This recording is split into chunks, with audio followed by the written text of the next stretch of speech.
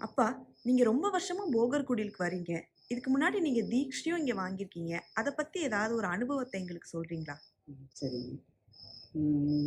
2000 2000வது வருடத்தில் போகர் பெருமான் அவர்கள் தச தீட்சை என்கிற சித்தர் முறைப்படியான ஒரு தீட்சையை இங்க இருக்கக்கூடிய குடிலடியார்களுக்கு வழங்கினார்கள். அந்த தீட்சை 10 மாதங்கள் அந்த பீரியடை எடுத்துக்கொண்டது எடுக்கப்பட்டது. அதில் ஒவ்வொரு முறை ஒரு தீட்சை வாங்குவதற்கு 3 இரவுகள் விழித்திருக்க வேண்டும். 72 ஹவர்ஸ் நான் ஸ்டாப் விழித்திருத்தல். 72 மணி நேரம் தொடர்ந்து விழித்ததற்கு பின்பு அந்த தீட்சை எங்களுக்கு கொடுக்கப்பட்டது.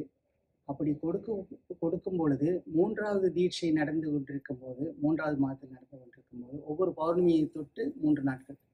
அப்படி 3வது தீட்சையின் போது நீங்கள் ஒரு அற்புத காட்சியை காண்பீர்கள் என்று ஐயா அவர்கள் எங்களுக்கு கூறியிருந்தார்கள். அந்தபடிக்கு பெருமான் எங்களை எல்லாம் ஒரு மணல் மேட்டில் அமர வைத்திருந்தார்கள். அப்பொழுது பின்புறத்தில் எங்களுக்கு நாங்கள் அமர்ந்ததற்கு பின்புறத்தில் வானத்தில் ஒரு பெரிய ஒரு பேரொளி ஒன்று ஒரு 5 செகண்ட்ஸ் ஒரு பெரிய பேரொளி ஒன்று ஒரு பெரும் சப்தத்துடன் தோன்றி மறைந்தது. நாங்கள் அனைவரும் அதை கண்டு களித்தோம். அது பெருமான் அருளிய அற்புத காட்சிகளில் ஒன்று.